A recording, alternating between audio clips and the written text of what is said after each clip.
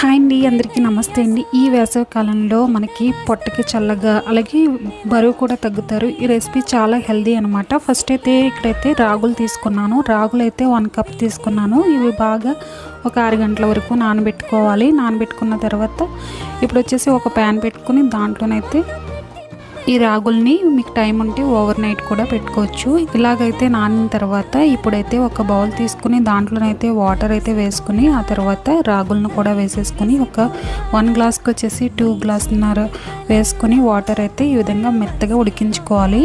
ఆ తర్వాత ఇలా చూస్తున్నారు కదా, ఈ విధంగా మెత్తగా ఉడికిపోవాలండి బాగాని. అప్పుడు రాగులు ఉడికిపోయిన తర్వాత ఏ కప్తో అయితే మనమైతే రాగులు తీసుకున్నామో ఆ కప్తో సేమ్ క్వాంటిటీతో ఇలాగా పెసరపప్పు అయితే తీసుకోండి. పెసరపప్పుని కూడా ఈ విధంగా దోరగా ఫ్రై చేసుకోండి. ఇలా దోరగా ఫ్రై అయితే కమ్మని వాసన వస్తుంది. ఆ తర్వాత ఇది వచ్చేసి బాగా ఫ్రై అయిన తర్వాత ఇప్పుడు వాటర్ వేసుకుని కొన్ని ఈ విధంగా శుభ్రంగా వాష్ చేసేసుకున్న తర్వాత ఇప్పుడు మనం రాగులు ఉన్నాయి కదండి, ఉడికిన వాటిలో ఈ పప్పు అయితే వేసేసుకొని బాగా ఉడికించుకోవాలి. ఒక 2 గ్లాసులు 3 గ్లాసులైన వాటర్ వేసుకుని మెత్తగా ఉడికించేసుకోండి దీన్ని. ఇది చాలా మంచిదండి.